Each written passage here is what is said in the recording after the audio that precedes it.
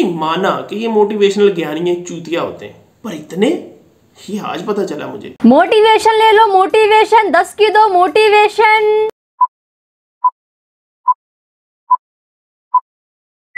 अस्सलाम वालेकुम व्यूअर्स, मैं हूं ज़हीर अहमद गोंदल और आप मुझे देख रहे हैं मेरे यूट्यूब चैनल और फेसबुक पेज पे। आज की वीडियो में बात करेंगे एक ऐसे तबके के बारे में जिसकी इस दुनिया में और ख़ास तौर पे पाकिस्तान में कतई ज़रूरत नहीं थी, लेकिन अनफॉर्चुनेटली उस रात शायद सभी मेडिकल स्टोर बंद थे, इसलिए हमें आज इस तबके को भुगतना पड़ रहा है। काश उस रात ड्यूरेक्स मिल जाता और हमारे भी इन रिग्रेट्स से जान छूट जाती। लेकिन खैर, आपका तजस्सुस बढ़ रहा है ना कि ये तबका है कौन सा। ये वो तबका है जो सड़क पे जा रहा और रास्ते में गोबर आ जाए तो बजाय इधर उधर से गुजर जाने के ये अपने स्कूटर से उतरते हैं, उस गोबर को हाथों से एक साइड पे करते हैं, अपनी मोटरसाइकिल गुजारते हैं, लेकिन फिर भी जाते नहीं है, बल्कि दोबारा से वो गोबर अपने हाथों से उठा के उसी जगह पे रखते हैं, फिर जाते हैं। तो चलिए शुरू करते हैं अपनी आज की वीडियो को बिना किसी देरी के।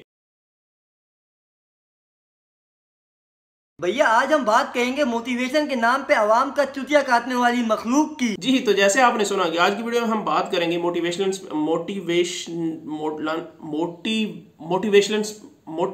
स्पीकर्स के बारे में। भागा भागी इस दौर में हर बंदे को पैसा कमाना है, हर बंदे को मिलियनेयर बनना है।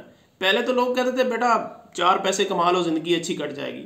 अब इन सारे मोटिवेशनल स्पीकर्स की वजह से मिलियन से नीचे कोई बात ही नहीं करता है। हर लौंडे को मिलियनेयर बनना है और आज के दौर में जो धंधे आपको चुटकियों में मिलियनेयर बना सकते हैं वो सिर्फ 2 हैं। पहला तो ये है कि आप रेड लाइट एरिया में अपना बिजनेस चालू कर लो जैसे इस बंदे ने किया हुआ है, और दूसरा ये कि आप लोगों को ज्ञान बांटना शुरू कर दो जिसकी उनको जरूरत भी नहीं है और पैसा छापो। और यही कर रहे हैं आजकल के ये मोटिवेशनल स्पीकर्स। ये साले पहले लोगों को बताते हैं कि भाई आपको मोटिवेशन की जरूरत है और फिर देते हैं मोटिवेशन।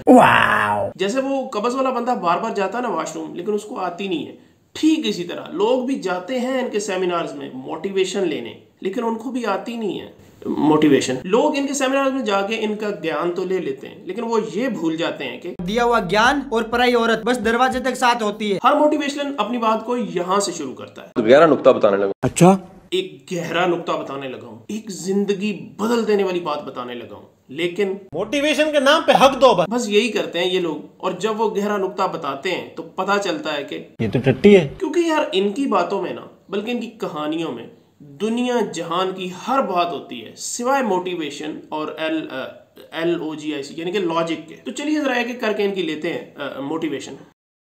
वैसे आज की वीडियो में सिर्फ 2-3 मोटिवेशनल की कहानियां सुनेंगे, बाकी इंशाल्लाह नेक्स्ट वीडियो में। और यार आपने अभी तक अगर मेरा चैनल सब्सक्राइब नहीं किया है तो कर लो, और फेसबुक पेज को भी फॉलो कर लो। कोई तरीका है भीख मांगने का? तो क्या ख्याल है, पहले बड़े मोटिवेशनल से शुरू किया जाए या छोटे से? आई थिंक साशे पैक से शुरू करते हैं। फेलियर जो है ये हर इंसान की जिंदगी में आती है और हर एक इंसान को फेलियर जो है वो फेस करना पड़ता है। It is a challenge for all of us. लेकिन फेलियर के जिंदगी में आने का मकसद ये नहीं है कि वो आपको रोक के आपको पीछे कर दे। आप इल्म हासिल करके अपनी वीकनेसेस को अपनी स्ट्रेंथ में कन्वर्ट करके आप आगे बढ़ सको। फेलियर का मकसद ये है। तो जब भी आपकी जिंदगी में फेलियर आता है, कभी हार नहीं माननी, बल्कि उठना है। जितना गिरते हो उतना दोबारा उठो। सुन रहे हो? उठना है। अगर नहीं भी गिरे हो तो पहले गिरो फिर उठो, क्योंकि हमारे मोटिवेशन स्पीकर साहब ने बोला है भाई। वैसे आजकल यही चल रहा है कि जो बंदा 7 इंच का पकड़ ले माइक, वही खुद को मोटिवेशनल स्पीकर समझने लग जाता है। अच्छा, अब इस सारी कहानी में इस साशे पैक मोटिवेटर ने क्या बताया कि अगर तुम फेल हो जाओ या गिर जाओ तो दोबारा उठो। और यही बात मैंने आज से 18 साल पहले पढ़ी थी 6th क्लास की इंग्लिश की बुक में, जिसमें एक बादशाह होता है जिसका नाम सबुक्तकीन होता है। वो दुश्मनों से जंग हार के एक गार में छुप जाता है, जहाँ पे वो एक चींटी को देखता है जो दीवार पे चढ़ने की कोशिश में 99 बार गिरती है और 100वीं बार कामयाब होती है। वो बादशाह उस चींटी से मोटिवेशन लेता है और दोबारा से फौज बना के जंग जीत जाता है। तो मैंने ये कहानी 2004 में पढ़ी थी, जब ये मोटिवेशनल स्पीकर भाई अभी घुटनों में थे, क्योंकि ये भाई साहब 2006 में हाथ में माइक लिए इस दुनिया में तशरीफ लाए हैं। उसके बाद आते हैं जी हमारे मुल्क के सबसे बड़े मोटिवेशनल स्पीकर साहब की तरफ। अच्छा सर, जैसे कि कासिम अली शाह बहुत फेमस हैं। जी जी, फेमस तो है भाई साहब, लेकिन इनकी एक और स्पेशलिटी भी है। कासिम अली शाह सिर्फ हामला नहीं हुए, बाकी सब चीजें जो है वो हो चुकी हैं। वाकई में यार, ये बंदा एक प्रेग्नेंट नहीं हुआ, बाकी मोटिवेशन के नाम पे ये पूरी दुनिया के किस्से जो इसने किताबों में पढ़ रखे थे, जो इसने कहीं से सुन रखे थे, या जो किस्से जो दुनिया के दूसरे कोनों में भी रूनुमा हुए, वो भी इस बंदे ने अपने साथ मंसूब करके ऐसी चटपटी कहानी बना के पेश करता है, और इस बिना लॉजिक के कहानी को ये मोटिवेशन का नाम देता है। ये बंदा आपको बिजनेस के बारे में बताएगा, शादी किससे करनी है वो बताएगा, शादी के बाद क्या कुछ करना है वो भी बताएगा, बच्चों की तरबियत कैसे करनी है, सब्जी और फ्रूट कैसे खरीदना है, कपड़े कैसे पहनने हैं, बात कैसे करनी है, खुद की नीम बरहाना तस्वीर लीक करके आवाम की अटेंशन कैसे हासिल करनी है, मोटिवेशन के नाम पे फुद्दू कैसे बनाना है। सॉरी ये आखिरी वाला बताएगा नहीं बल्कि करके दिखाएगा। और अब तो खाली मोटिवेशन के नाम पे नहीं बल्कि अमेज़न के नाम पे भी बहुत आवाम को फुद्दू बना रहे हैं ये भाई साहब। अच्छा, इसकी मोटिवेशनल कहानियां कैसी होती हैं कि सर मेरे पास ना एक बंदा आया, उसके फ्रांस में 8 स्टोर थे, जर्मनी में 6 फैक्ट्रियां थी, और जब वो मेरे दफ्तर आया तो ऊबर की कार पे आया। यार अब तुझे क्या लगता है कि ये कौम ऐसी बातों से मोटिवेट होने वाली है? भाई इनको कोई फॉर्च्यूनर वाली कहानी सुनाओ, इनको कोई V8 वाली कहानी सुनाओ ताकि इनके जज्बात जागे, वरना ऊबर की टैक्सी के लिए तो ये कभी मोटिवेट नहीं होंगे। अच्छा, ये साले मोटिवेटर लोग ना गिरगिट की तरह रंग बदलते हैं, इनके कोई असूल नहीं होते हैं। ये मौका की मुनासबत देखते हुए कहानी बना लेते हैं। कभी ये बोलेंगे कि जनाबे वाला इस दुनिया में क्या रखा है, फलां शख्स जो कि बिलियनियर था वो सिर्फ 40 साल की उम्र में इस दुनिया से निकल लिया और कुछ भी साथ नहीं लेके गया। और अगले ही लम्हे बोलेंगे कि सर जो शख्स दुनिया में कुछ नहीं कर पाया, दुनिया का कोई माल नहीं बना पाया, वो आगे जाके क्या करेगा? कोई सेंस है इस बात की? अब एक और मोटिवेशनल को सुनते हैं जो इससे भी बड़ा छोड़ू है, लेकिन उसकी कहानियों में इतनी ही लॉजिक होती है जितने लेज के पैकेट में आलू होते हैं। खुद सुन लो। यूनाइटेड स्टेट्स ऑफ अमेरिका की एक ऐसी घटना मैं आपसे शेयर करता हूं, आपके होश फाख्ता हो जाएंगे। 1893 में हेनरी नाम का एक लड़का अपनी माशूका के साथ रहता था।